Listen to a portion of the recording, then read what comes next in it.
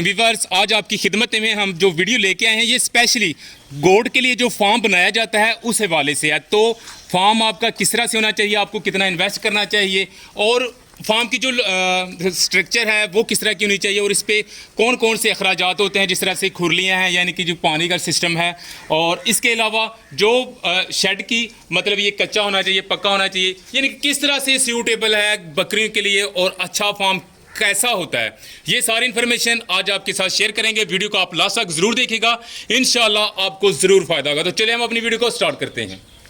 अस्सलाम वालेकुम। वालेकुम अस्सलाम। तैयब भाई क्या हाल है? जी अल्हम्दुलिल्लाह ठीक ठाक। तैयब भाई ये बताएं कि बकरियों के लिए जो शेड है ये बनाना ज़रूरी है या नहीं?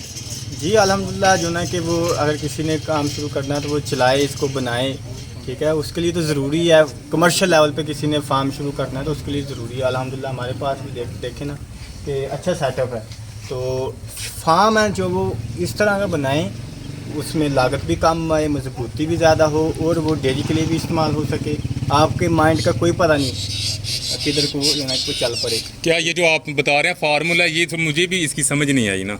वो यानी कि कम लागत वाला बनाएं, मजबूत भी बनाएं और फिर इस तरह से बनाएं कि वो आने वाले टाइम में अगर वो आपका माइंड चेंज होता है तो वो आप उसको डेयरी के लिए यूज़ कर सकें। इसको थोड़ा सा वजाहत करें। देखें, जो स्पेशल गोट वाला शेड है ना, जो कमर्शियल लेवल पे और इंटरनेशनल लेवल पे होता है, वो लकड़ी का उसका फर्श है, वो लकड़ी का होता है, जो कि उसकी हाइट इतनी होती है, ठीक है। जी जी, हाइट मतलब 4.5 फीट, 4.5, 5 भी, 6 भी देखा मैंने कई मुल्कों में, ठीक है।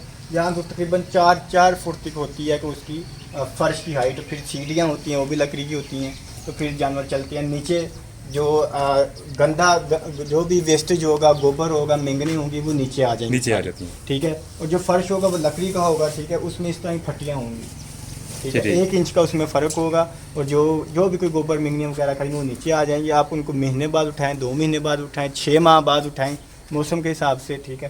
तो वो आप उठा के बाहर फेंकें, आपका फर्श साफ़ सुथरा, आपकी बकरियाँ साफ़ सुथरियाँ, ठीक है। गर्मियों में वो ठंडा रहेगा और सर्दियों में वो गर्म होता है।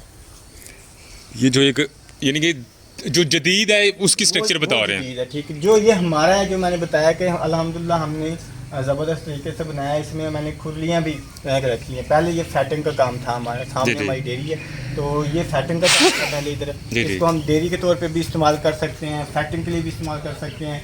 इसके अंदर देखें हमने खुरली है, ठीक है। इसको हम कन्वर्ट कर सकते हैं, बकरियों की खुरलियाँ भी बना सकते हैं, ठीक है। जो हमारा इलाका है इसमें चराई बहुत ही ज़्यादा है। मुझे तकरीबन 1 माह या 1.5 माह कह लें कि आप, मुझे सिर्फ खुरलियों पे गुजारा करना पड़ता है। फार्म पे चारा डालना पड़ता है, नहीं तो उससे हम थोड़ा वंडा डालते हैं जो उसकी बेसिक ज़रूरत होती है। चाहे बकरी दूध दे ना दे, बकरी गब्बन हो या ना हो, बकरी ड्राई हो, खुश्क हो, फंडर हो, कोई भी हो, हमने उसको वंडा लाजमी डालना होता है। अच्छा तो ये भाई ये बात बता दें, आपने तो एक बता दिया कि जो लकड़ी का फर्श है वो ज़रूरी है, जी ठीक है। दूसरा ये बताएं कि जो फार्म की जो छत है, जिस तरह से आपकी ये सादा जो बाले हैं और सिरकी वगैरह देखिए, ये मैंने तो बनाया ना, तो इसको हम इसका लेंटर भी डाल सकते हैं, लेंटर डाल के इसको डबल स्टोरी भी कर सकते हैं, ठीक है। कच्चा मैंने इसलिए रखा है, अगर माइंड चेंज होता है इसको डबल स्टोरी भी बंदा कर सकता है, ठीक है। तो ये देखिए, ये मजबूत है, ठीक है। इसको इसके बाले भी हैं, बाले और गार्डर हैं। अगर इसको मैं बेचना चाहूँ कल को, ये आधी कीमत पे ये सारा माल बिक जाएगा मेरा, जी जी, ठीक है। अगर लेंटर वाला काम होगा तो उसमें कॉस्ट भी ज़्यादा आ जाती है और उसमें मुश्किल बहुत ज़्यादा होती हैं, ठीक है। इसमें मट्टी वगैरह इसकी थोड़ी सी जो जब बनाते वक्त इसके ख्याल किया जाए छत के बारे में। सिरकी ये जो ये काने वगैरह हैं, ठीक है, ये बने बनाए मिलते हैं, मजबूत डालें, अच्छे डालें, बाले अच्छे डालें, गार्डर अच्छे मजबूत भारी डालें और उसके ऊपर शापर वगैरह डालें, वो आपका लेंटर ही है। और गर्मियों में ये गर्म, सर्दियों में गर्म और गर्मियों में ये ठंडा होता है। तो ये बताएं कि जो पार्टीशन की जाती है गोट फार्म में, वो नस्लों के हिसाब से की जाती है या वो पार्टीशन करना ज़रूरी है? इसके बारे में थोड़ा सा वजाहत करें। देखो, जो ब्रीडिंग का काम करते हैं ना, वो इस हिसाब से करते हैं कि देखें, जो ब्रीडिंग का लोग काम करते हैं उन्होंने एक नस्ल पे काम करना होता है। उनके पास से मक्खी चीनियाँ होती हैं। ब्रीडर उनके जिस तरह मैंने अलहदा बांधे हुए हैं, इस तरह मेरे ब्रीडर भी अलहदा बांधे होते हैं, ठीक है। उसके बाद जो है कि ये सारा इस तरह होता है, बकरियाँ मिक्स ही होती हैं, ठीक है। और उसके बाद मेरा 1 महीने में टोटली बकरियाँ क्रॉस होनी होती हैं, 1 ही महीने में वो बच्चे देती हैं, ठीक है। जिसकी वजह से मुझे ज़रूरत नहीं पड़ी कि इनकी पार्टीशन की जाए। मैंने शुरू से इनकी पार्टीशन नहीं की, वैसे पार्टीशन करनी चाहिए। आप देखें कि आपकी बकरियां गब्बन है, उसमें लड़ाका जो नई बकरियां होती हैं वो उनके अंदर दाखिल ना करें। आहिस्ता आहिस्ता उसको मोल के अंदर जब आती है नई बकरी, वो सब बकरियां या उसे मारती हैं, वो भी मारती है, गब्बन बकरियां होती है, फिर नुकसान हो जाता है। कोशिश करें बकरियां गब्बन लें, टोटली गब्बन लें, कोशिश करें, या बकरियां एक किस्म की एक ही करें। फार्मिंग का ये एक ही असूल है, जब आप इस असूल को लेकर चलेंगे ना, आप कभी भी फार्मिंग में फ्लॉप नहीं होंगे। मैं ज़िम्मेदार हूँ, अगर इस तरीके से आप फार्मिंग करते हैं तो आप फ्लॉप होते हैं। ठीक है, आप जो कैलकुलेट करते हैं ना वो हकायक नहीं होते। ठीक है, कैलकुलेट करना बहुत आसान है, जब इसको हकीकी में प्रैक्टिकल किया जाता है फिर इसमें बहुत सारी मुश्किल आती है कि अगर कैलकुलेट करने से पहले वो इन चीज़ों को पता हो, आपके माइंड सेट हो, ये मुश्किलात आएंगी। जो आपने कॉस्ट लगाई होती है फ़ी बकरी के हिसाब से, ठीक है, फ़र्ज़ करें आप इंटरनेट पे देखते हैं, ये सारी गेम ही, ये सारा कसूर ही ये इंटरनेट का है।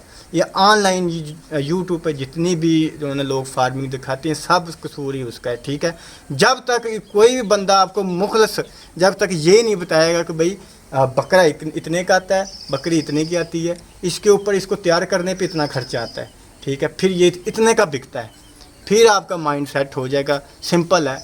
तो काफ़ी लोग जिस तरह दूध की फार्मिंग करना चाहते हैं, उनको पता है, वो हर रोज़ दूध लेते हैं, उनको पता है दूध कितने का बिकता है, किधर से भैंस लेके आएंगे, किधर से गाय लेके आएंगे। ठीक है, उनको सारी चीज़ का पता है। ये चारा खाएगी, ये बकरी भी इसी तरह है, ये भी चारा खाएगी।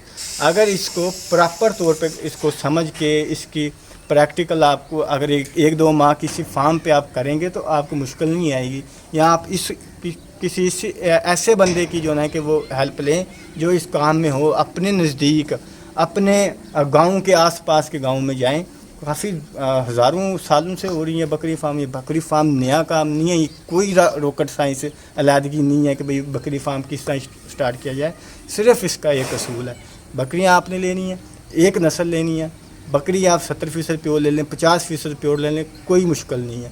ब्रीडर आप एक अच्छा लें, दो बातें होगी। तीसरी, ब्रीडर आप अच्छा लें और उनकी अच्छी टेक केयर करें। ठीक है, आप जो फिजिबिलिटी निकालते हैं ना, आप फिजिबिलिटी पे मैं बात कर देता हूँ थोड़ी सी। जब आप फिजिबिलिटी निकालते हैं कि आप मंडी में जाते हैं, देखते हैं आप, ज़्यादातर लोग यहाँ से आके जो ना कि धोखा खा जाते हैं, वो मंडी में जाते हैं कुर्बानी का जानवर लेने। ठीक है, वो देखते हैं ईद पे हमने जानवर इतने का लिया, हमने तो ये 50-60 हज़ार रुपये का जानवर अगर हमें मिल रहा है तो ज़ाहिर हम भी तैयार करके हम बेचते हैं। वो जानवर जो लेते हैं वो हैवी जानवर होता है, या दोगला होता है, या वो प्योर का क्रॉस होता है, या प्योर होता है। ठीक है, जब वो काम करना शुरू करते हैं फिर वो एक छोटा सा एक लालच कर जाते हैं, जिसकी वजह से उनका गोट फार्म फ्लॉप हो जाता है। उनको बाद छोटा सा लालच वो ये करते हैं, अपने माइंड में वही 60,000 है उनका मंडी वाला ही। जब वो बकरी लेते हैं वो लालच करते हैं, 15,000 की बकरी लेते हैं, टैडी बकरी ले लेते हैं, 10,000 की बकरी ले लेते हैं।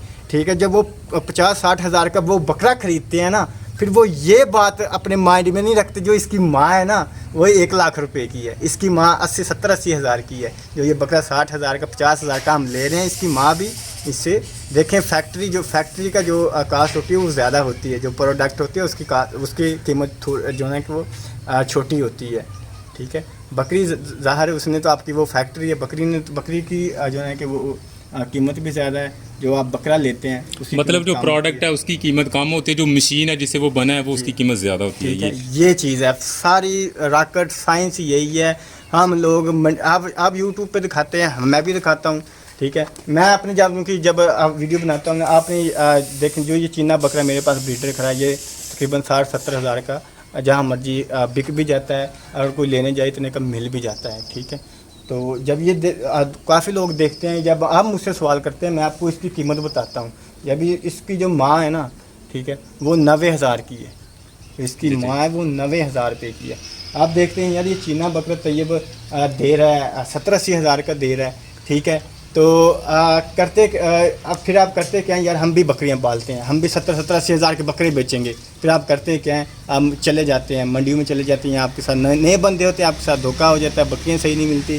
ठीक है, फिर आप किसी दोस्त से मशवरा देते हैं, वो कहते हैं यार ये टैडी बकरी लो, ये साल में बच्चे बहुत देती है। वो बच्चे आपको पड़ता है वो 15,000 का, बिकता वो 10,000 का। इधर से आके भी आपको धोखा पड़ जाता है।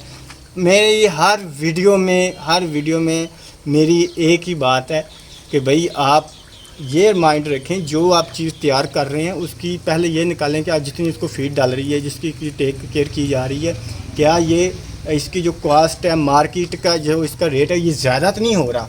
जी जी ठीक है, ये चीज़ है। आपका वो 10,000 का बिक रहा है, वो आपका उसके ऊपर आपका खर्चा है वो 12,000 आ रहा है, किस तरह प्रॉफिटेबल होंगे? ठीक है, इस तरह नहीं होता। जो लोग आपको टैडी का मशवरा देते हैं ना, जो लोग आपको टैडी का मशवरा देते हैं ना, वो इसलिए टैडी का मशवरा देते हैं क्योंकि उन्होंने अपने डेरे पे, उन्होंने अपने फार्म पे, उन्होंने एक कह लें कि डेयरी फार्म है या कटरा बछड़ा का फार्म है, उन 2-3 टैडियाँ बकरियाँ अपने पास रखी, एक ही